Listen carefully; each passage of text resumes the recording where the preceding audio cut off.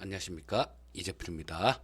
자, 오늘은 10배 오른 종목, 10배 오를 종목, 자, 이런 주제를 갖고 좀 얘기를 나눠볼 텐데요. 자, 오늘 영상은 상당히 좀 길어질 것 같은 생각이 듭니다. 이 영상을 찍기 위해서 제가 나름대로 조금 준비를 했어요. 그리고 전에 제가 저 강연회 같은 거를 하면 이런 쪽을 좀 많이 말씀을 드렸었는데요. 자, 강연회 할 때 뭐 이런 주제를 갖고 몇 시간씩 이렇게 얘기를 했던 거니까 오히려 영상에 있는 내용들이 좀 더 압축돼 있는 그런 내용이다라고 보시면 될 겁니다.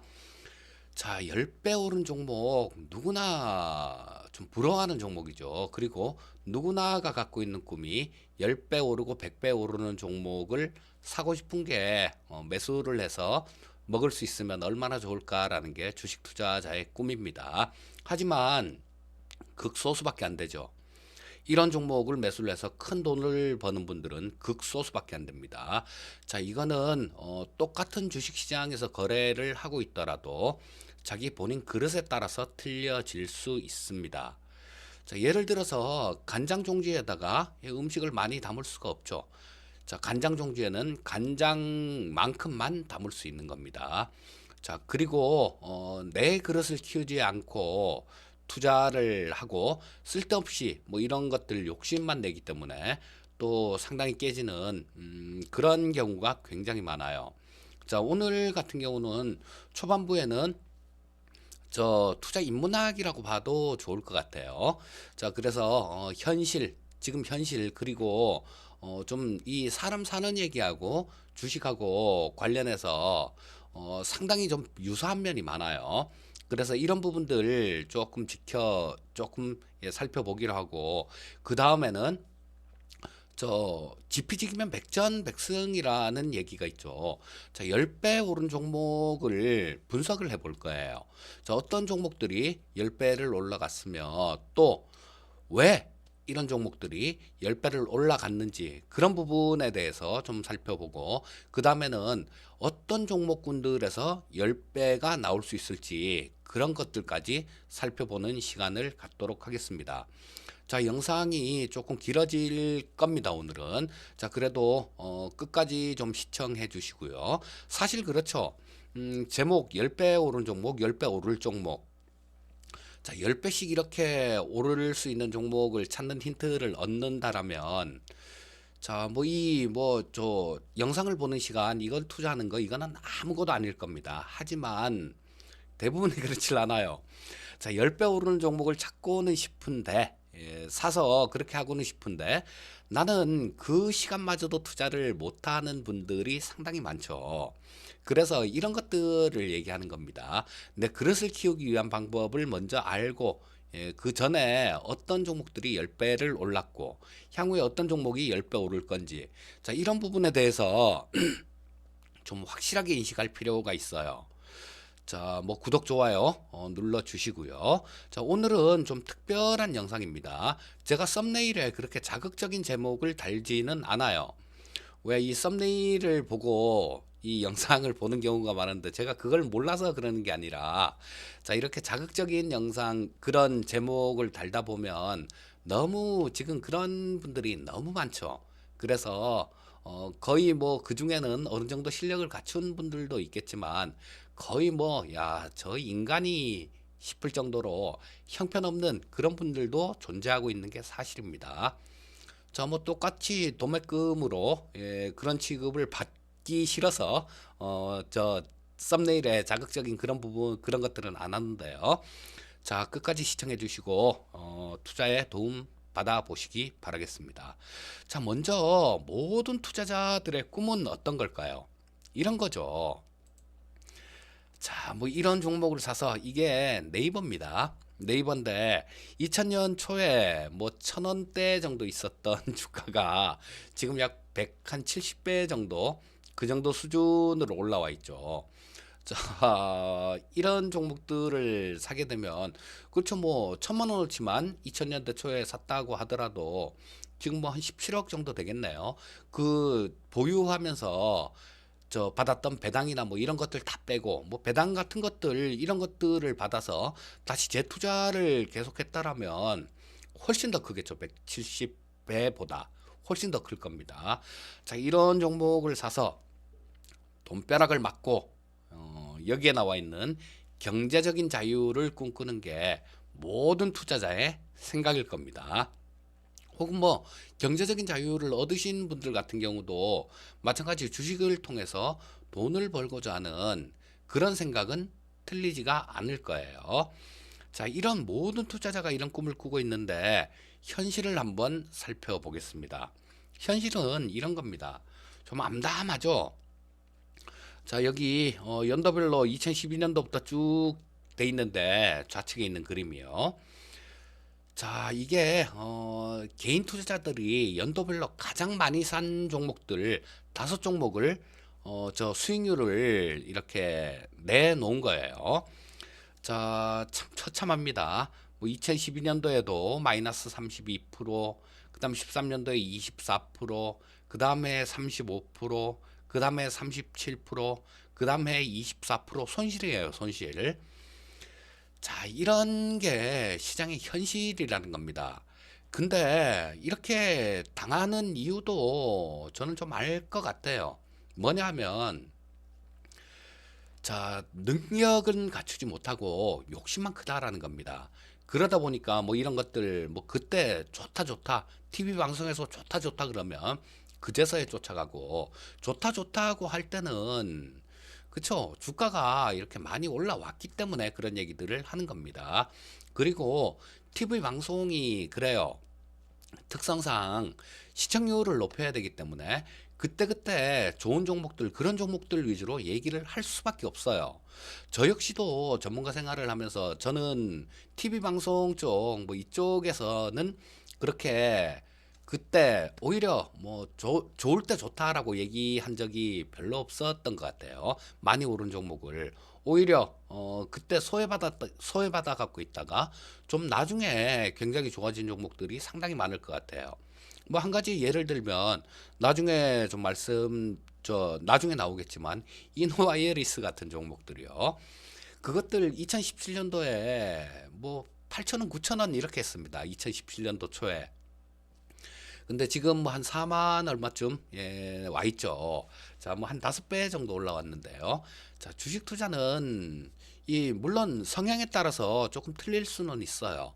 성향에 따라서. 하지만 통상적으로 제가 이렇게 보고 느낀 거는 조금 급하신 분들이 항상 손해를 좀 많이 봅니다.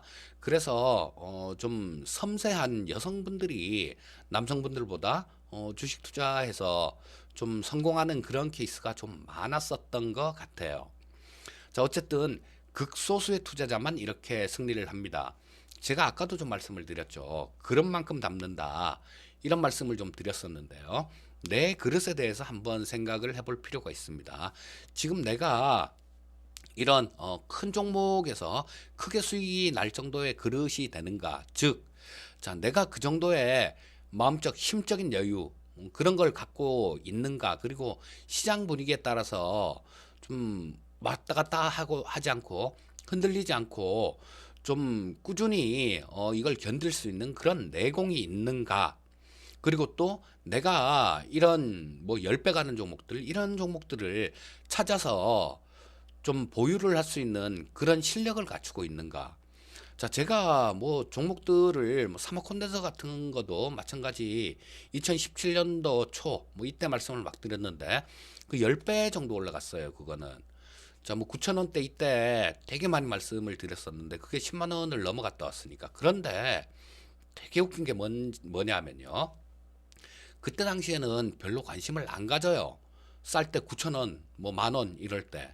그런데 이게 주가가 계속 올라가다 보면 또 중간에도 그런 문의가 많이 오지 않습니다. 나중에 9만 원 정도 되니까 굉장히 종목 상담을 하는 프로에서 상담도 많이 하게 되고 그러더라고요. 그때는 관심이 없었는데 주가가 올라가니까 그때 관심을 갖는 겁니다. 그게 제일 안타까워요. 어떤 말씀을 드리고 싶냐면요. 주식도 장사입니다. 주식도 장사니까 쌀 때 사서 좋은 장사라는 게 좋은 물건을 싸게 사서 거기에서 비싸게 팔면 제값을 받고 팔면 남는 거지 않습니까? 주식도 마찬가지예요. 자, 좋은 물건을 가격이 쌀 때 샀다가 제가격이 되거나 아니면 그 제가격 이상으로 가치가 올라갔을 때 그때 파는 투자자가 가장 현명한 투자자예요. 이런 투자자들만 돈을 법니다. 자, 한번 생각을 해볼 필요가 있을 거예요. 이런 부분들은 내가 과연 이런 소양을 갖췄느냐, 이런 부분들 한번 냉정하게 생각해 보십시오. 그리고 만약에 그렇지가 않다라는 생각이 드시는 분들 같은 경우는 공부하셔야죠. 노력하셔야 됩니다. 제가 이 교육방송 영상을 찍는 이유는 그런 거예요. 자, 이런 영상을 통해서 한번 찍어 놓으면 계속 또 이렇게 보시겠죠. 뭐 여러분들이 계속 보실 테니까. 자, 그래서 이런 영상을 통해서도 배울 수 있으니까 그래서 이런 영상을 찍어 드리는 겁니다. 자, 주식 투자 인문학이라고 보셔도 상관없어요. 크게 틀리지가 않습니다. 자, 과유불급이라는 그런 사자성어가 있죠. 과하면 부족함만 못하다라는 거. 수익도 마찬가지로 봅니다. 자, 제가 가장 좀 주의를 해야 될 투자자들 같은 경우는 초보 때 크게 수익이 나본 분들, 이런 분들 같은 경우는 상당히 좀 조심하셔야 돼요. 그리고 또 뭐 어떤 작전주들 이런 것들에서 수익이 나신 분들 같은 경우도 상당히 좀 조심을 하셔야 됩니다. 특히 또 선물 옵션을 하다 보면 저 역시도 마찬가지 그런 부분을 굉장히 많이 느꼈는데요. 과하게 수익 났을 경우에는 어느 정도 그 수익을 내 걸로 만들 만큼의 시간 동안은 좀 쉬는 게 좋습니다. 자, 너무 지나치고 수익이 났음에도 불구하고 또 거기서 만족하지 못하고 또 더 큰 수익을 추구하거나 쫓아다니다 보면 그 원금까지도 손실이 나는 경우가 굉장히 많아요. 거의 대부분입니다. 자, 그리고 옆에는 옹고지신이라는 얘기를 해놨는데요. 자, 뭐 과거가 없는 현재는 없죠. 예, 모든 현재는 과거로부터 태생이 되게 됩니다. 그래서 과거의 움직임들, 시장의 역사 부분들 제가 지난번에 한번 영상을 올려드린 내용이 있죠. 뭐 돈 되는 진짜 돈 되는 뭐 그런 공부 뭐 이러면서 자, 거기서 경제 위기 관련된 그런 부분들을 살짝 좀 언급을 했습니다. 살짝 좀 언급을 했는데 이런 부분들이에요. 과거의 시장은 그 옛날에 움직였던 것들 이런 부분들이 형태를 조금 달리해서 계속 앞으로 미래에도 계속 반복이 된다라는 겁니다. 이런 움직임들 이런 것만 잘 기억해 놓고 있어도 아마 주식 투자에서 우리 특히 뭐 젊은 친구들 같은 경우는 평생을 주식 투자를 하면 몇 번에 엄청나게 큰 수익을 낼 기회는 올 겁니다. 뭐 한 대여섯 번 정도 뭐 많으면 10번 정도 그 정도는 온다라고 봐요. 뭐 저도 앞으로 몇 번 정도는 또 이런 기회가 남아 있지 않나 싶은 생각이 들고요. 지금 그 기회가 그렇게 많이 남지는 않았다라는 그런 생각이 좀 듭니다. 자, 그리고 뭐 저런 것들도 있죠. 불비불명. 자, 날지도 울지도 않는다. 재능 있는 자는 그 재능을 발휘할 때가 올 때까지 기다릴 줄 알아야 돼요. 주식 투자에서도 이런 덕목은 굉장히 중요합니다. 예를 들어서 뭐 저 정말 큰 기회들 예를 들면 뭐 우리나라 같은 경우는 IMF 때나 리만 브라더스 사태 이런 거죠. 자, 이런 기회가 올 때까지 내가 계좌에 있는 금액을 다 베팅을 하지 않고 어느 정도는 그때를 위해서 기다려야 된다는 얘기예요. 기다릴 줄 아는 투자자, 그런 투자자가 되셔야 됩니다. 뭐 고진감래 뭐 이런 얘기는 또 뭐 다른 내용이죠. 자, 뭐 좀 힘든 그런 공부하는 시간을 견디고 시장을 견디다 보면요. 분명히 옵니다. 좋은 시장은. 분명히 오니까 자, 우리 시청자님들께서도 지금 뭐 코로나다 뭐다 뭐 이런 것 때문에 정말 시끄럽죠. 지금 뭐 3월 8일 현재 일요일인데요. 자, 이 영상을 올리는 거는 일요일이 아닐 거예요. 제가 요거는 기회를 봐서 이 영상이 올라가는 날은 제가 그냥 영상만 찍어 놓고 나중에 올릴 생각입니다. 자, 그래서 이런 부분들 뭐 코로나19 때문에 지금 난리도 아니죠. 자, 이런 것들도 시장의 큰 역사의 틀에서 보면 그 작은 일들 중에 한 가지밖에 안 되는 겁니다. 자, 다음, 그러면, 자, 서론이 좀 너무 길었나요? 아니, 긴 게 아닙니다. 이런 부분들도 공부가 되는 부분들이니까. 자, 앞에서 드린 얘기는 내 자신의 그릇을 키워라. 그리고, 너 자신을 알라. 뭐, 소크라테스가 그런 얘기를 했죠. 아는 만큼 보이고 주식시장은 아는 만큼 돈을 벌 수 있는 곳이 주식시장입니다.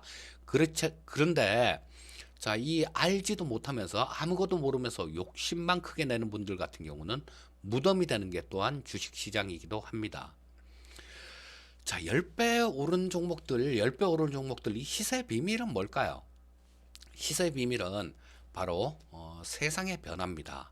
세상의 변화. 조금 있다가 종목들 예를 또 들어서 보여드릴 거예요. 자, 보시면 이때 가장 좀 이쪽 편에 있는 그림. 자, 이 그림은 그거죠.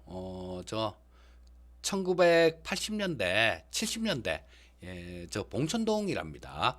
제가 캡처를 하면서 이렇게 보니까 70년대 봉천동이라는 그런 타이틀로 사진이 나오더라고요. 이게 어떻게 변했습니까? 예, 지금 뭐 상당히 좀 그쪽이 서울에서는 조금 발전이 더딘 쪽이라고 하더라도 지금 모습하고는 확연히 틀려졌어요. 자, 이런 시대에는 이런 시대에 맞는 종목이 있었어요. 그리고 또 여기서 그 다음 거 또 나오게 되면 그런 것들도 있죠. 그 다음 부분들은 저런 거 뭐 초고속 인터넷 뭐 이런 것들이 상용화가 되면서 이런 쪽들 저 통신주들 뭐 이런 것들이 엄청나게 큰 시세를 보여준 그런 때도 있었습니다. 이것도 마찬가지 나중에 볼 거예요. 자, 그리고 보시게 되면 여기 중국이 고도 성장을 했던 그런 시기가 있죠. 이건 우리나라 경제 성장률이 아니라 중국 거를 제가 좀 캡처를 해 놓은 거예요. 참 어마무시하게 그렇게 성장을 했습니다.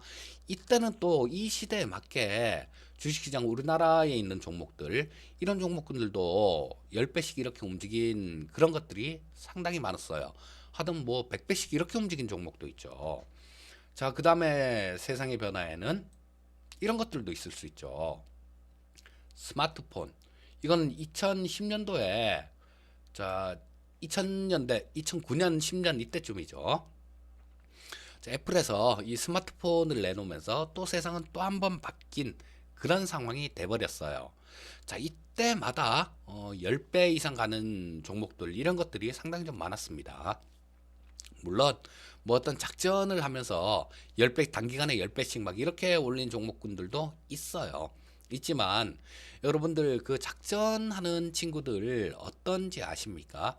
이거 부모 형제한테도 얘기 안 합니다. 부모 형제한테도 얘기를 안 하고 그들은 그 친구들은 자기가 한마디 뱉는 순간에 자, 이게 엄청나게 많은 사람들한테로 전파가 될 거다라는 걸 너무 잘 알고 있기 때문에 뭐 여러분들한테 혹시 뭐 누가 이 종목이 작전을 한다라고 얘기가 들어오면요. 내 귀에까지 들려왔을 때는 안 하거나 팔고 나가는 단계다. 주가가 조금 오른 상태면요. 팔고 나가는 거다. 이렇게 생각하시면 틀리지가 않습니다. 자, 이런 것들이 좀 자, 그런 거 그러니까 뭐 작전주 이런 데서 시세를 돈을 많이 벌고 그런 건 거의 뭐 불가능하다라는 얘기예요. 자, 이 세상의 변화를 보라고 말씀드리고 싶어요. 자, 첫 번째 이때 시대 1980년대 이때 한번 보면요. 이때는 어떤 때였을까요? 자, 그 전에 뭐, 우리 6.25 전쟁 끝나고 굉장히 먹고 살기 힘든 그런 때가 있었죠. 그러다가, 1970년대, 뭐 80년대 이때 우리 국민, 그러니까 뭐 우리 아버님 세대쯤 되겠죠. 그분들이 굉장히 고생을 많이 하셨어요. 굉장히 고생을 많이 하시고, 좀 이 먹고 살만해지니까 뭐 동네마다 뭐 은행들도 속속 이렇게 생기고 자 그러다 보니까 또 정부에서는 이 증권시장 자본시장 활성화를 위해서 애를 씁니다. 그래서 뭐 그 결과 뭐 포스코 같은 것들, 뭐 이런 것들 국민주도 청약을 하고요. 자, 뭐 증권회사라는 게 하나 둘씩 생기고 또 지점이 생기죠. 자, 요때는 이 대우증권 차트인데요. 자, 이때 뭐 85년도예요.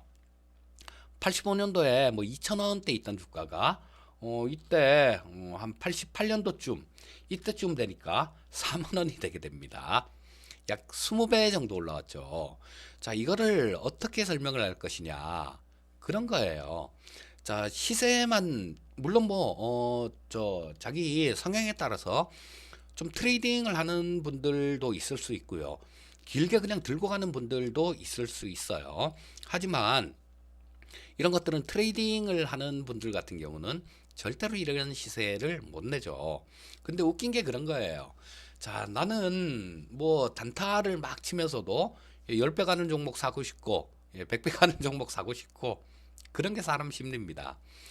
자, 근데 이때 시대상을 한번 보세요. 자, 증권회사라는 게 국민들이 자, 조금 먹고 살만해졌죠.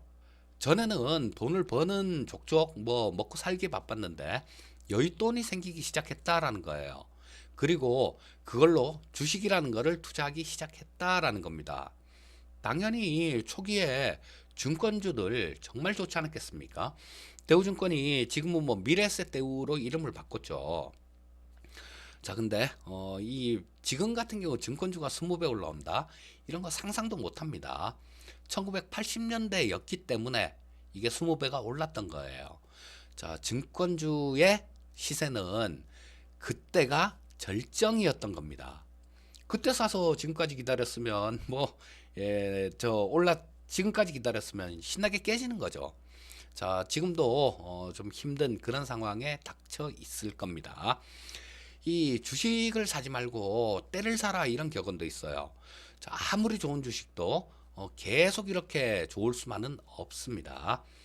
자, 그래서 이 지금은 뭐 증권주가 20배 간다는 거 이거 상상도 못 하는데 그 시대에는 이런 것들도 20배 갔다라는 거예요. 즉 다시 얘기하면 지금 시대에는 뭐 저런 것들 뭐 조선주 뭐 건설주 물론 뭐 좀 시세가 어느 정도 이렇게 올라올 수도 있겠죠. 왔다 갔다 하는 거니까 그런 쪽에서 10배 20배 이런 종목이 나올까요? 아니요, 안 나옵니다. 그래서 그 세상을 보시라는 그런 의미예요. 자, 그럼 뭐 한 종목만 보면 서운하죠. 몇 종목 더 볼 겁니다. 자, 80년도엔 그런 시대였기 때문에 대우증권 그리고 건설주들도 굉장히 좋았던 때가 이 시대예요. 자, 그리고 우리 통신주 중에 SK텔레콤을 한번 볼 텐데요. 자, 이 SK텔레콤 같은 경우는 지금은 대표적인 배당주죠. 배당은 많이 줘요. 뭐 회사가 돈을 버니까. 자, 더 이상 성장성이 없어서 주가 자체는 그렇게 안 움직이는데요.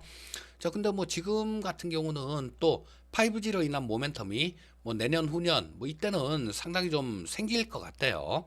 자, 그래서 이 SK텔레콤 같은 종목들 같은 경우도 정말 이때 2002년도예요. 2000 그러니까 2001년 뭐 2000년 2000년도 이때 지금 기준으로 50만 원 갔었습니다. 근데 지금도 20만 원대잖아요. 그때 매수한 사람은 반토막 났습니다. 하지만 그전에는 이 SK텔레콤 역시 10배가 올라왔어요. 왜? 한번 그 시대상입니다. 자, 왜 이렇게 올라왔느냐? 이거는 간단한 거죠. 한번 이 젊은 친구들 같은 경우는 모르겠는데 제 또래 정도만 되셔도 아실 거예요. 그때 저도 96년도부터인가 휴대폰을 들고 다녔는데요.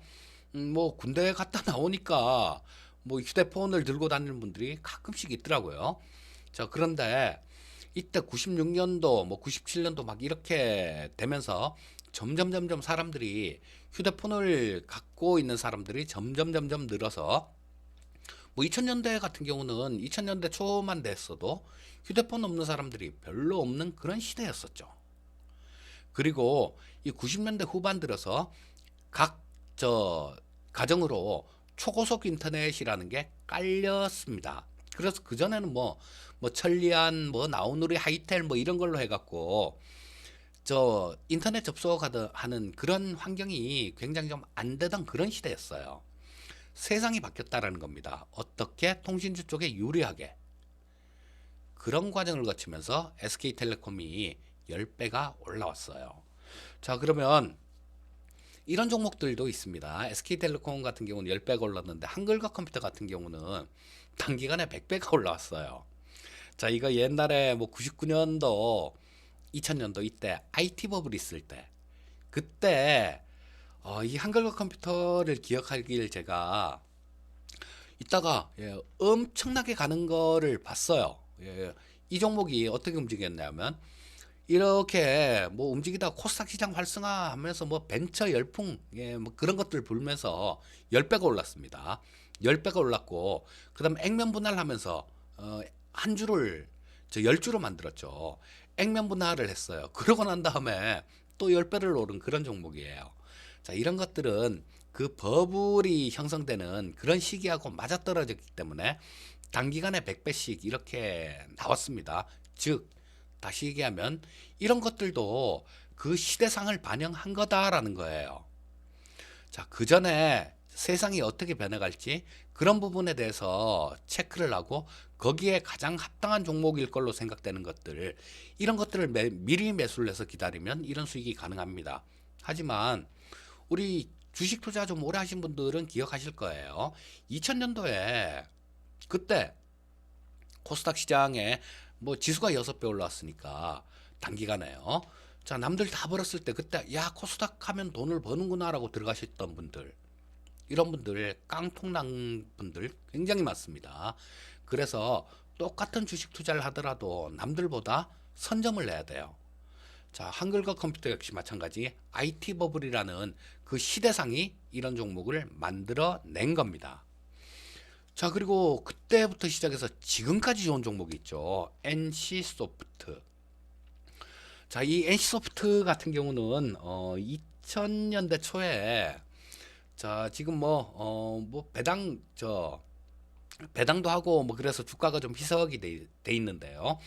자, 이것도 마찬가지 저점에서 2000년대 초 정도서부터 보게 되면 50배 이상 올라와 있습니다, 지금. 그전에는 컴퓨터 게임이라는 거 자체가 없었죠.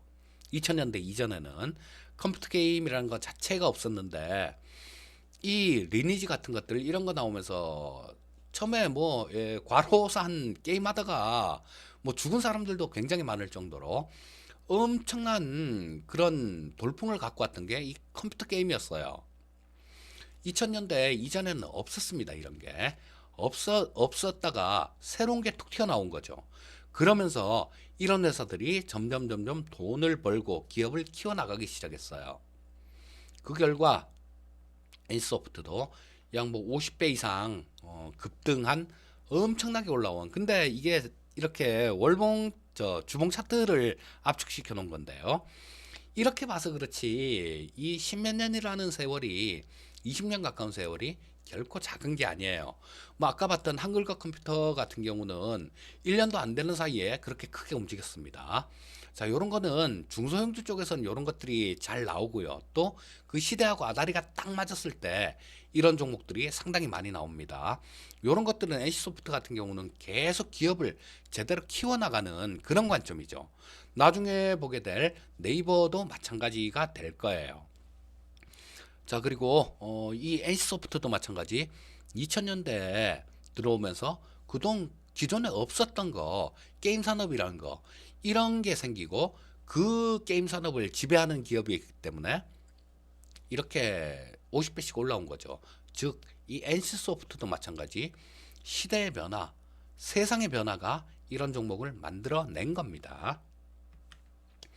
자, 그리고 현대미포조선 같은 경우는 아까 제가 보여드렸던 부분들이 중국의 경제 성장률 이런 것들을 한번 보여드렸었죠. 앞쪽에 보시면 있으실 겁니다. 자, 그리고 이 현대미포조선 같은 경우는 중국의 변화에 따라서 어마어마하게 올라왔던 종목이에요. 사실 이 현대미포조선 같은 경우는 저 참 샀었어요, 제가. 지금은 이게 저 20만 원 정도 돼 있는데 100% 무상증자를 해서 20만 원이니까 원래 고가는 무상증자하기 전에 그 가격을 반영 안 시킨 가격은 40만 원 정도죠. 자, 그래서 이거를 4천 원대 정도에 그때 증권회사 다닐 때 고객분이 물어보시더라고요. 자, 지금 뭐 좀 사서 장기 투자를 하고 싶은데 뭐 어떤 게 좋겠냐고 물어보셨어요. 그래서 제가 그 고객분한테 현대미포조선이 좋습니다. 그리고 이거는 배당도 그때 당시 4천 원 정도였었는데요. 배당을 500원씩 배당을 해줬어요. 1년에. 그러면 배당 수익률만 하더라도 12% 정도가 나왔다는 얘기죠. 자, 그러니까 뭐 안 살 이유가 없었던 종목이고 그 당시에도 상당히 좀 저평가가 돼 있었던 그런 종목입니다. 그런데 이게 그때부터 시작해서 100배가 올랐어요. 100배 오른 거는 중국 쪽하고 관련이 있었어요.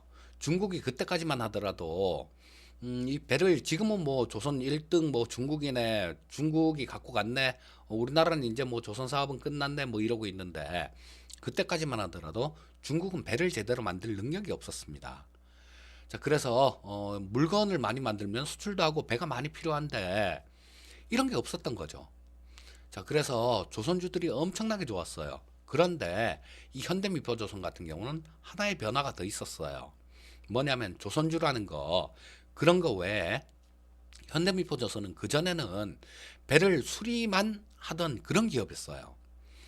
주로 뭐 AS 수리하고 이런 거였었는데 현대중공업 쪽에서 수주가 워낙 많으니까 이 물량을 다 댈 수가 없으니까 현대미포조선에 야 니들도 배 좀 만들어라 이렇게 된 거예요.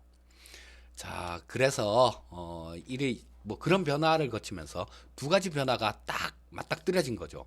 수리하던 쪽에서 직접 배를 만드니까 부가가치가 훨씬 더 커졌을 거고요. 거기다가 물량까지 많으니까 주체를 못할 정도로 많았으니까 그래서 결과적으로 이 현대미포조선 같은 종목이 100배씩 이렇게 움직인 겁니다. 자, 그다음에 우리 최근에는 셀트리온 같은 종목도 있었죠. 이거 10년 전의 주가보다 뭐 한 10배 이상 올라왔죠. 10년 전에보다. 이거 처음에 2000년 2009년도 10년도 이때 저 서울반도체하고 코스닥 시가총액 1위를 놓고 뭐 서울반도체가 1위가 됐을 때도 있고 셀트리온이 1위가 됐을 때도 있고 자, 그랬었습니다. 그런데 이 셀트리온 역시 마찬가지 시대가 그렇게 만들어낸 거예요. 바이오 시밀러죠. 바이오 시밀러라는 건 뭐냐면 이 약은 오리지널 약품, 화학약품은 오리지널하고 제네릭으로 구분을 합니다. 제네릭은 복제약, 이 오리지널 약품은 그냥 만든 제대로 제약사에서 원래 개발해서 만든 약. 그걸 성분을 똑같이 만든 게 제네릭이에요. 근데 바이오 시밀러 같은 경우는 이 생물학적으로 똑같이 성분을 복제를 할 수는 없어요. 왜냐하면 단백질 구조로 세포 구조로 만드는 거기 때문에 똑같은 성분이 들어갈 수는 없습니다. 그런데 똑같이 그 약효를 똑같이 내게 만드는 거 뭐 그게 바이오 시밀러라고 얘기를 해요 우리가. 근데 그전엔 바이오 시밀러 약품이라는 게 없었습니다. 자, 셀트리온이 바이오 시밀러를 처음 개발한 그런 회사였죠. 그러면서 어마어마하게 성장이 됐던 거예요. 그리고 이 셀트리온을 보고 삼성 쪽에서도 투자를 막 하면서 삼성바이오로직스 같은 기업도 탄생을 했습니다. 결국 셀트리온도 마찬가지 이 세상의 변화, 시대의 변화가 만들어냈다라는 겁니다. 그리고 컴투스 같은 경우는 여러분들 뭐 이 멀지도 않아요. 2010년대 그때 한번 기억을 해보십시오. 휴대폰이 처음, 스마트폰이 처음 나왔을 때 대부분이 그랬었죠. 이거 신기하다. 그리고 젊은 층들 같은 경우는 신기하다. 그리고 뭐 그쪽에 빨리 적응을 했고 또 조금 이 나이가 조금 있는 그런 분들 같은 경우는 아니 뭐 전화가 그냥 전화 걸면 걸리면 되고 전화 오면 받으면 되는 거지 무슨 더 기능 필요해 라고 얘기를 하면서 외면했던 그런 시대가 있었습니다. 그런데 시간이 지나면 지날수록 스마트폰이 보급이 급격하게 진행이 됐죠. 그러고 한번 생각해 보세요. 지하철에 앉아서 다들 뭐 했는지, 그리고 지금도 지하철에 앉아서 뭐 하고 있는지. 뭐 이때 뭐 애니팡 같은 것들 게임 하느라고 정신 없었지 않습니까? 저 싫다면 앉아갖고 계속 게임 하느라고. 모바일 게임이에요. 컴투스 같은 경우는 스마트폰이라는 그 괴물이 만들어낸 모바일 환경에서 잘 적응한 그 모바일 게임의 선두주자가 컴투스였죠. 그렇기 때문에 이것도 10배가 오른 겁니다. 자, 이런 것들이 있어요. 이런 것들이 있는데, 자, 보시면 대표 주자는 이 네이버라고도 볼 수 있겠죠. 네이버라고도 볼 수 있는데, 이 네이버도 그때 당시에 그분이 지금 뭐 세상에 계신지 안 계신지도 모르겠고요. 제가 태백지점 있을 때 그때 2001년인가 2년 정도로 기억을 하는데요. 그때 저 학교 선생님을 하시다가 정년퇴임을 하시고 난 다음에 주식 투자를 하셨던 분이 계셨습니다. 제 고객분 중에요. 그래서 그분이 그때 제가 대리 때였던 것 같아요. 아마 2002년도 정도로 기억합니다.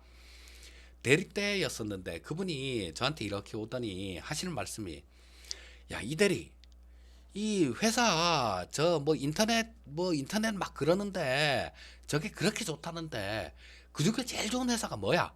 그렇게 물어보시더라고요. 그래서 그때 당시에는 이게 네이버란 이름이 아니었어요. 처음에 상장될 때는 NHN이라는 이름으로 상장이 돼 있었습니다.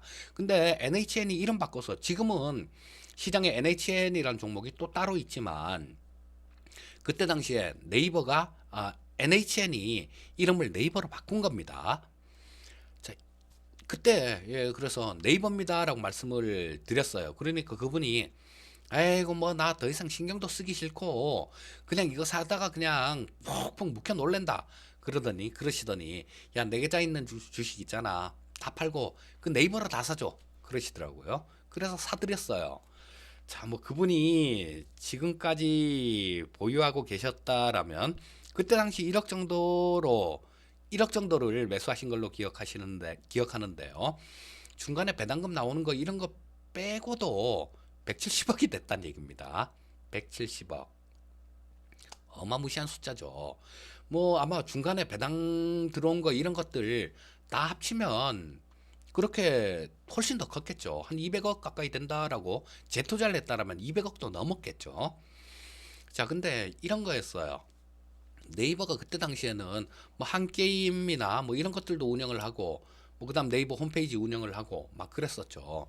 근데 얘네들이 과연 돈을 벌 수 있겠는가, 이게 정말로 큰 이슈거리였어요. 어떤 사람들은 성장성이 있기 때문에 나중에 벌 수 있을 거다, 세상이 이렇게 변해가니까 벌 수 있을 거다, 이렇게 얘기하는 사람들이 있었고요.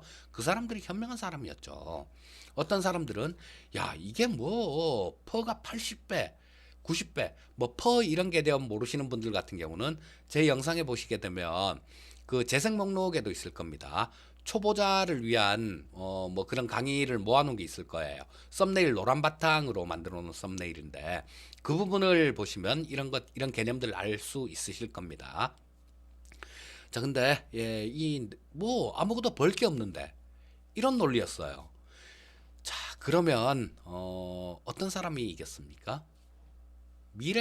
앞으로 미래를 좀 이렇게 내다볼 줄 아는 사람, 그런 사람들이 이긴 거죠, 결국은. 자, 드리고 싶은 얘기가 뭐냐 하면요. 자, 지금 상당히 좀 몇 종목들, 이렇게 좀 많은 여러 종목들을 살펴봤어요. 영상이 길어지면 우리 유튜브 시청자님들은 싫어하시는 거 제가 알아요. 하지만 영상을 길게 찍는 거는 중간에 그냥 끊어버리면 자기 복이죠, 뭐. 팔자입니다, 그거는. 자, 제가 그런 얘기를 많이 들었어요. 숟가락으로 이렇게 떠먹여 줬는데도 내가 그걸 먹지 못했다, 따로 또 그런 거 없냐, 이렇게 얘기하시는 분들을 상당히 좀 많이 봤습니다. 근데 다음에 그런 분들 같은 경우는 그런 종목을 들이더라도 또 못 먹어요. 뭐 한 1, 20% 먹고 5배, 10배 올라오는 종목을 1, 20% 먹고 기분 좋아서 팔고 나중에 올라가면 씩씩거리는 그런 경우가 대부분인데, 자, 이런 것도 그릇입니다. 자, 잘 보시고 익힐 생각을 하셔야 돼요. 어떻게 10배 수익을 원하면서 뭐 영상을 보고 생각하는 이 시간도 투자를 못한단 말입니까? 그런 시간도 투자를 못하면서 어떻게 10배 가는 종목을 잡을 수 있을 것이며 어떻게 10배 가는 종목을 수익을 낼 수 있겠어요? 말도 안 되는 거죠. 자, 그래서 이 네이버 같은 종목도 이 세상의 변화, 시대의 변화가 만들어낸 종목이에요. 자, 그러면 지금 두 종목을 한번 놓고 볼게요. 같이 놓고 볼게요. 자, 올라온 거 뭐 이런 것만 있는 거 아닙니다. 자, 다음 장에 보시게 되면 위에 있는 차트 그래프, 자, 이게 저 현대건설의 연봉이에요. 현대건설의 연봉이 이런 모습이고, 자, 그 다음에 아래에 있는 게 삼성전자의 연봉입니다. 자, 정말로 극과 극이죠. 94년도에 예를 들어서 한참 좋을 때 90년대까지만 하더라도 우리나라 건설주들 굉장히 좋았죠. 그래서 이 삼성전자보다 현대건설은 못하지가 않았습니다. 좋았으면 좋았지 나쁘지가 않았어요. 근데 주가 자체를 한번 살펴보게 되면 현대건설이 94년도에 220만 원, 220만 원, 270만 원이네요. 현대건설이 지금 주가로 환산을 하면 270만 원이었어요. 1994년도에 지금부터 36년 전에 26년 전이네요. 지금부터 26년 전에 270만 원이었는데 지금 주가 어떻게 돼 있습니까? 3만 원이에요. 거의 100토막 가까이 났다라는 겁니다. 자, 현대건설을 그때 당시에 1000만 원어치를 샀다면요. 지금 한 15만 원, 뭐 20만 원이 안 된다라는 얘기예요. 자, 94년도에 1000만 원이면 뭐 저 조금 안 좋은데 변두리 아파트 한 채 살 돈입니다. 그런데 그 돈이 지금 외식 한번 하면 없을 돈으로 그렇게 깨져버린 거예요. 이거 뭘까요? 건설주들의 시대는 이때 끝났다라는 겁니다. 반면에 그 밑에 삼성전자의 주가인데요. 삼성전자는 94년도부터 시작해서 상당히 좀 많이 올랐죠. 뭐 약 한 50배 이상 올라왔네요. 한 100배 정도 올라왔네요. 삼성전자는 그때보다 94년도보다는 저 IMF 때 그때보다는 한 60배 정도 올라왔고요. 자, 그러면 이때 주식을 1000만 원어치를 삼성전자 주식을 샀으면요. 10억이 된 겁니다. 뭐가 같은 돈 1000만 원을 외식 한번 그냥 밖에 나가고 술 한잔 마시면 어쩌면 뭐 술 한잔 마시는데도 모자랄 돈이죠. 그 정도로 만들어 놓고 어떤 거는 1000만 원을 10억으로 만들었습니다. 이런 거죠. 극명하게 나오는 거죠. 자, 이게 그 세상 시대의 변화가 그렇게 만들어 버린 거예요. 삼성전자는 이 시대의 변화에 맞게 잘 진화가 되는 그런 업종에 속해 있었던 거고, 현대건설은 안타깝게도 더 이상 성장을 할 수 없는 그런 업종에 속해 있었던 겁니다. 자, 그런 말씀을 드리는 거예요. 주가 자체를 10배 올라가는 종목을 매수를 하시고 싶으시면 세상의 변화를 봐라. 이런 말씀을 드리고 싶은 겁니다. 자, 이런 거예요. 뭐 지금 그러면 지금까지 장황하게 말씀드린 게 과거의 거 살펴봤잖아요. 과거의 거 살펴보면 이유가 뭐겠습니까? 말씀드렸죠. 과거를 알아야 미래를 알 수 있다고. 자, 제가 이렇게 이따가 그거는 이노와이어리스라는 종목을 설명드리면서 말씀드릴게요. 자, 지금 시대는 이렇게 변해갑니다. 데이터 트래픽이 엄청나게 증가되는 그런 시대가 지금 되고 있는 거예요. 데이터 트래픽이 엄청나게 증가가 되는 그런 시대. 자, 그렇다면 지금도 뭐, 이 컴퓨터나 이 관련되는 것들, 이런 것들이 상당히 많이 커왔는데요. 앞으로는 엄청나게 또 더 클 수 있다라는 겁니다. 자, 그리고 지금 현재 시대가 모든 것이 연결되는 그런 시대로 변해가고 있죠, 지금. 모든 게 연결이 될 겁니다. 그 연결을 시켜주는 기본 주체는 5G가 되겠죠. 자, 그래서 이 5G 같은 경우는 이따가 또 보시면 알겠지만 뭐 끝났냐 이렇게 물어보시는 분들 많으신데요. 아직 안 끝났어요. 끝났다는 게 말도 안 되는 거죠. 어불성설입니다. 자, 근데 이 5G 같은 종목들도 지금 사기에는 많이 올랐어요. 뭐 그동안 굉장히 거품을 물었던 이노와이레스 같은 경우만 하더라도 5배 올랐지 않습니까? 자, 5G 관련해서 갖고 이런 부분들은 5G를 통해서 5G는 시대 이 인프라라고 보시면 돼요. 혈관이라고 보시면 됩니다. 우리 인체에 각각 뭐 저 손끝에도 이 혈관을 통해서 피가 이렇게 옮겨지잖아요. 그러면서 기능을 할 수 있으니까 이 5G는 혈관을 만들어 준 거예요. 혈관을 만들어 준 거고, 그렇다면 이 혈관이 아직까지 다 만들어지지가 않았는데 나중에 지금부터 차근차근 생각해야 될 부분들은 이 혈관을 통해서 어떤 것들이 좋아질 수 있을까? 어떤 산업들이 5G를 통해서 일어날 수 있을까? 이런 부분들을 살펴보면 여러분들은 10배 가는 종목, 100배 가는 종목을 찾을 수 있을 겁니다. 자, 그리고 이런 거예요. 자, 되게 좀 안타까운 게 뭐냐면 지금 좀 상당히 좀 많이 남았네요. 조금 빨리 영상이 너무 길어지는 것 같은데 조금 빨리 좀 하도록 하겠습니다. 사막 콘덴서. 자, 의심 나는 분들 한번 2017년도 초에 제가 이 토마토 TV 방송 출연해서 이 사막 콘덴서에 대해서 어떻게 말씀드렸는지 한번 보십시오. 자, 전기차 섹터들 이런 쪽들 지금 요즘도 뭐 전기차 TV만 틀면 전기차 얘기 나오잖아요. 그때는 지금보다 관심이 훨씬 좀 덜했었죠. 그때 자, 세상이 전기차 시대로 갈 것이며 이 사막 콘덴서 같은 경우는 거의 모든 종류의 콘덴서를 생산을 한다. 그리고 이 적층 세라믹 콘덴서라는 MLCC라 불리는 적층 세라믹 콘덴서가 있는데, 자, 이런 부분이 성장성이 굉장히 크다. 이런 말씀을 좀 드리면서 아주 거품을 물었었어요. 그리고 그때 당시에 실적에 비해서 사막 콘덴서가 상당히 좀 쌌어요. 그때 당시에 시가총액이 이게 1,000억이 안 됐습니다. 1,000억이 안 됐었는데 매년 영업이익이 100억이 넘어갔어요. 100억이 넘어가는, 자, 그렇기 때문에 이 주가 자체가 부담이 없었던 거죠. 자, 시가총액 900억에 영업이익 뭐 1,000억이면 성장하는 회사가 그냥 사야죠. 이런 얘기도 다 말씀드렸었습니다. 근데 이 사막 콘덴서마저도 그랬었어요. 처음에는 별로 관심을 안 가졌었어요. 왜? 주가가 잘 안 움직이니까. 이 개인 투자자분들의 가장 큰 단점이 그런 거예요. 내가 사면 그 순간부터 주가는 올라가야 돼요.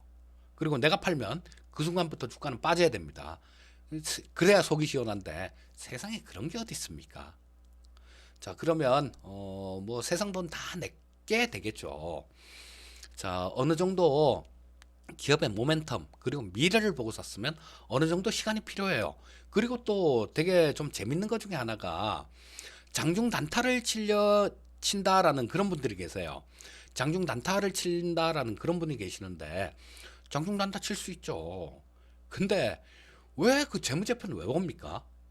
장중에 단타 치고 나올 것들 같은 경우는 재무제표를 볼 필요가 없어요. 오직 수급만 보고 저 차트 움직이는 것들 이런 것들만 보면 단타 치고 빠져나올 것들은 충분해요. 자, 뭐가 좀 옳고 뭘 봐야 될지 그런 부분조차도 제대로 모른다라는 얘기죠. 자, 그래서 이 사막 콘덴서 같은 경우도 적층 세라믹 콘덴서라는 MLCC라는 그런 저 콘덴서가 이런 주가를 만들어낸 겁니다. 10배. 거기다가 저평가 매력이라는 거 그런 것까지 있었기 때문에 뭐 2017년대 초, 2016년대 말 이럴 때 매수하기에는 전혀 부담이 없는 기업이었어요. 자, 그런데 이것도 마찬가지 아까 좀 말씀드렸듯이 9만 원 이렇게 가니까 뭐 좋습니다. 사세요. 이렇게 말씀드릴 때는 9천 원이었는데 9만 원 가니까 지금 사도 돼요, 전문가님?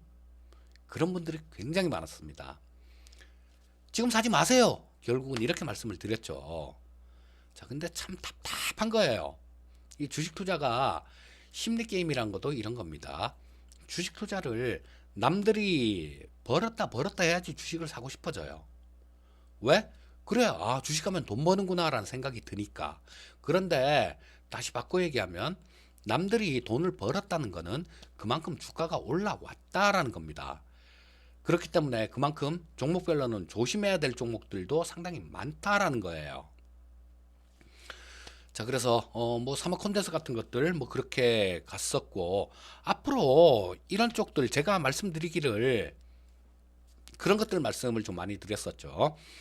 자, 2017년도 초부터 5G에 대해서 아주 거품을 물면서 이 이노와이어리스라는 종목을 특히 좀 말씀을 많이 드렸었어요. 이건 그때 당시만 하더라도 적자 기업이었었죠. 자, 이때였어요, 이때. 참 이때였었는데 적자 기업이었었는데 걱정할 필요가 없었죠. 부채 비율 30%, 그리고 회사에 유보금으로 사내 유보금으로 쌓아놓은 것만 하더라도 기업의 시가총액 정도에 가까울 정도로 그 정도의 현금을 쌓아놨으니까 재무적으로 문제가 없다라는 겁니다. 앞으로 적자 나는 거야. 앞으로 5G 투자가 좀 활성화되게 되면 당연히 흑자로 돌아서는 거고, 그리고 한번 그걸 한번 보시면 이노와리어스 주가 같은 경우 명확하게 나와 있어요. 뭐냐 하면 2012년도 주가를 한번 보세요. 그때는 포지 LTE 투자를 할 때입니다. 그때도 한 5배 정도 올라왔어요. 밑에서 보면 5배 정도 올라왔는데 지금 이제 5G 투자를 하면서 이제 한 5배 정도 올라온 겁니다. 자, 뭐 이노와이어리스 같은 경우도 훨씬 더 갈 거예요. 좀 더 갈 겁니다. 근데 밑에서 5배 정도 올라왔으니까 뭐 그 부담스러워 하시는 분들도 계실 거예요. 그러면 이 이노와이어리스 말고 다른 쪽 5G 섹터들, 종목들, 이런 것들 중에 갈 것들이 있어요. 갈 것들이 있습니다. 자, 뭐 오늘 말씀은 드리진 않겠지만요. 제가 토마토 TV 주로 보신 분들 같은 경우는, 제가 나오는 프로 주로 보신 분들 같은 경우는 어느 정도는 감이 오실 거예요. 제가 많이 말씀을 드렸으니까. 자, 이 5G 쪽은 투자되는 규모가 이 정도예요. 이런 규모입니다. 참 이거를 제가 또 말씀드리려고 하니까 굉장히 새삼스러운데요. 하도 말씀을 많이 드려서 2017년도부터 시작해서 TV 방송만 나가면 이런 얘기 했으니까요. 자, 또 그거랑 똑같은 얘기 또 이거는 제 유튜브 영상에 남는 영상이니까 또 한번 해야 되겠죠. 3G 때하고 LTE 때하고 그때하고는 차원이 틀립니다. 투자되는 금액의 돈의 차원이 틀려요. 자, 지금 이 5G 같은 경우는 투자되는 금액이 워낙 크기 때문에 통신사에서 한 번에 투자를 할 수가 없어요. 한 번에 그냥 1년에 투자를 다 해버리면 통신사 자체가 휘청하기 때문에 몇 년간에 걸쳐서, 한 5년간에 걸쳐서 투자가 돼야 됩니다. 본격적으로 투자되기 시작한 게 작년이니까 뭐 짧아도, 그러니까 뭐 5년 정도 투자가 된다라고 보면요, 짧아도 한 1, 2년 정도는 주가가 움직일 자리, 그런 자리는 남아 있다라는 거예요. 물론 2017년도에 남들 아무도 투자를 안 하고 있을 때, 이재필이만 거품 물고 있을 때, 그때 매수하신 분들 같은 경우는 그냥 들고 계시면 되는 겁니다. 벌써 5배 난 상태에서 그냥 들고 계시면 훨씬 더 큰 수익이 날 거예요. 근데 이게 참 주식 투자가 묘한 게요. 10만 원을 간다고 가정을 하면요, 만 원에 샀던 사람들은 10만 원을 가면 10배입니다. 근데 지금 매수하시는 분들, 5만 원에 매수하시는 분들 같은 경우는 10만 원 간다고 하더라도 2배밖에 안 돼요. 그런 부분들은 감안을 하고 매수를 하셔야 됩니다. 그러면 5G 같은 종목이 없냐? 왜 없겠습니까? 5G로 인해서 VR 쪽, 이런 쪽도 생태계도 굉장히 커질 거고요. AI, 요즘 뭐 시스템 반도체 하지 않습니까? 이런 부분도 굉장히 커질 거고 엄청나게 많아요. 뭐 그건 다음 장에서 좀 말씀드리기로 하고요. 자, 이 5G 같은 경우도 두 가지 영역이 있습니다. 주파수가 고주파, 이 뭐 LTE 때보다는 5G 때가 고주파를 사용해요. 근데 그 주파수 영역대가 5G 때는 두 가지 영역대를 사용합니다. 3.5기가 영역을 사용을 하고 또 28기가 영역을 사용을 해요. 자, 그런데 굉장히 중요한 얘기입니다, 이거. 3.5기가 대역에, 지금까지 3.5기가 대역에 굉장히 집중적으로 투자가 됐어요.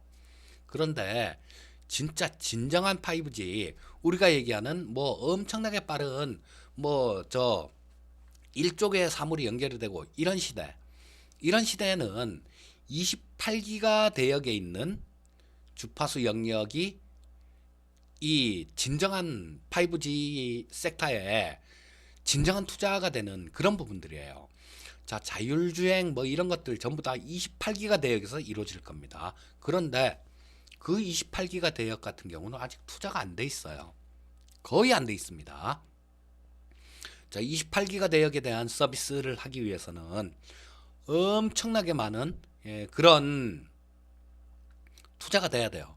자, 힌트만 한 가지 좀 말씀드리면 이 얘기도 뭐 저 토마토 TV에서 굉장히 좀 많이 말씀드렸던 내용인데, 자, 국감에서 그런 얘기를 했습니다. 작년이죠. 작년 저 하반기 국감에서 야, 니네 저 국회의원들이 이 통신사 사장들 불러놓고 야, 니네 지금 뭐 5G 투자를 하고 있는데 3.5기가 대역 뭐 이쪽은 뭐 그렇다 치고 너는 28기가 대역을 어떻게 할 거야?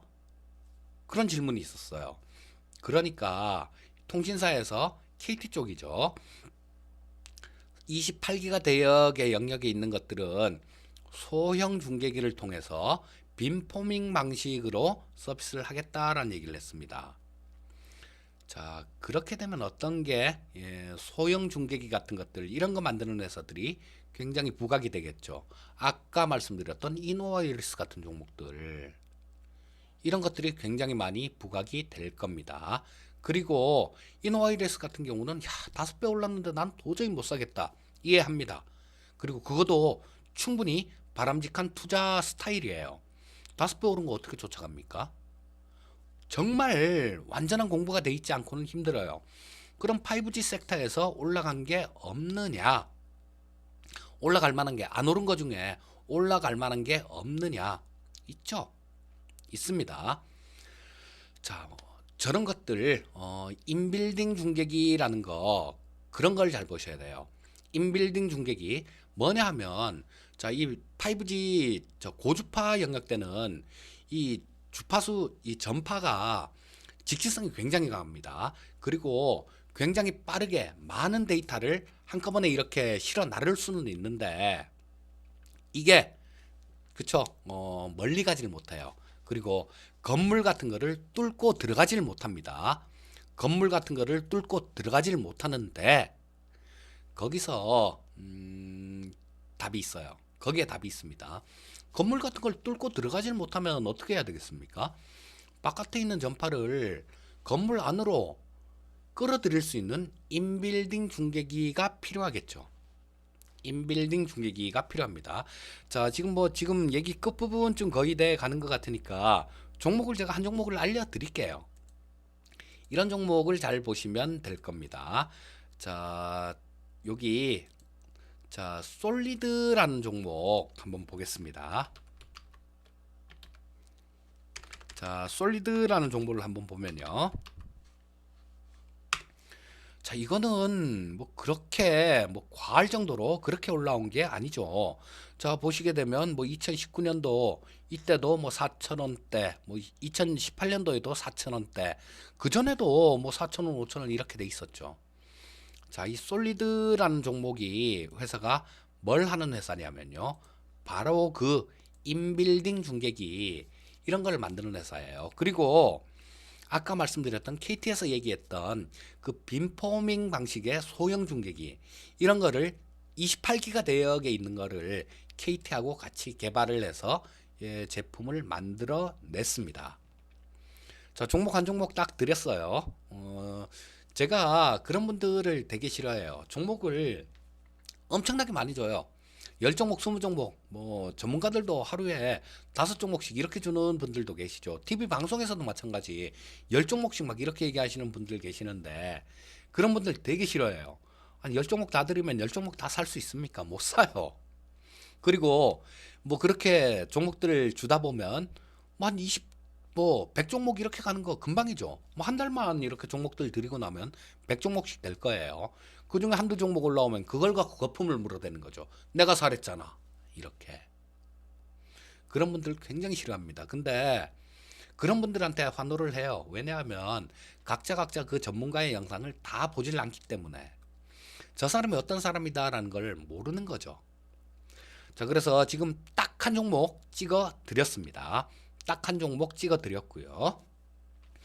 자, 그래서 뭐 그렇게 보시면 될 거고, 또 이 5G 섹터에서는 뭐 그렇게 보시면 될 거고요. 아, 그리고 또 지금 이제 뭐 미국, 일본, 중국 이런 쪽은 5G 쪽에 투자가 지금 바로 처음 되게 되는 그런 시점이에요. 근데 뭐 뭐 현재 상태에서 5G 섹터가 끝났다라는 건 아주 말 자체도 안 되는 겁니다. 그거는 말도 안 되는 거고. 자, 뭐 말씀드렸던 거 참고를 하셔서 솔리드 같은 거 한번 잘 공부해 보십시오. 분명히 좋은 성과가 나올 겁니다. 자, 그리고 10배 오를 종목들 섹터는 이런 것들이 있어요. 5G로 인해서 모든 게 5G로 인해서 지금 시작이 되고 있는 겁니다. 뭐 자율주행, 그 다음에 VR, AR, MR. VR은 가상현실, AR은 증강현실, MR은 혼합현실을 얘기하는 거죠. 그 다음 클라우드 서비스 관련되는 부분들도 엄청나게 커갈 섹터들이고요. 사물 인터넷, 뭐 이런 쪽 역시 마찬가지 굉장히 커갈 겁니다. 시스템 반도체도 마찬가지로 뭐 삼성에서 130조를 투자한다. 정부에서 적극 밀어준다. 뭐 그런 얘기들을 하고 있죠. 자, 이 시스템 반도체 쪽. 그 다음에 빅데이터. 빅데이터하고 클라우드 같은 경우는 이 인공지능 AI 로봇하고도 일맥상통하는 연결이 되어 있는 그런 부분들이죠. 이렇게 연결이 되는 겁니다. 이렇게 연결이 되는 거니까 이 관련되는 섹터들 중에 여러분들이 재무제표 괜찮고 어느 정도 안정성도 갖춘 기업들 중에 뭐 이런 쪽에 있는 종목들을 잡으신다라면 약간의 행운이 따르게 된다라면 10배 가는 종목 잡을 수 있을 겁니다. 그런데 뭐 그조차도 안 하시면 못 잡는 거죠. 자, 제가 오늘 장황하게 말씀을 좀 드렸는데요. 제가 저 토마토 TV에서도 이런 얘기를 가끔 드렸어요. 화물신앙이라는 얘기. 이게 뭐냐면, 자, 화물신앙이라는 게 세계 2차 대전 때 그 남태평양에 저 있었던 섬들이 굉장히 많죠, 그쪽에. 거기에 각각 원주민들이 살았었어요. 그런데 이 2차 대전이 발발하면서 미군들이 그 남태평양의 섬에다가 공군 기지를 굉장히 많이 만듭니다. 그 원주민들 같은 경우 무섭잖아요. 이 사람들. 뭐 꽝 소리 나는 불방망이도 갖고 있고. 그래서 다 산속으로 숨어듭니다. 정글 속에 숨어 들어갔고 이 미군들 군인들의 행동을 관찰을 해요. 몇 년 동안 이렇게 보다 보니까 이들이 저 깃발 있죠. 빨간 깃발, 뭐 하얀 깃발, 뭐 이런 걸로 하늘에다 대고 이렇게 수신호를 하니까 흔드니까 하늘에서 거대한 새가 내려오더라는 거예요. 비행기죠. 거대한 새가 내려와서 그 새 배를 여니까 뭐 무기도 나오고 뭐 먹을 것도 나오고 온갖 좋은 물건들이 다 나오더란 얘기예요. 자, 이 사람들은 그래서 그게 신앙화가 돼버린 겁니다. 아, 깃발 들고 흔들면 하늘에서 거대한 새가 내려와서 우리한테 필요한 걸 뭘 주겠구나라는 그런 신앙을 갖게 돼버리는 거예요.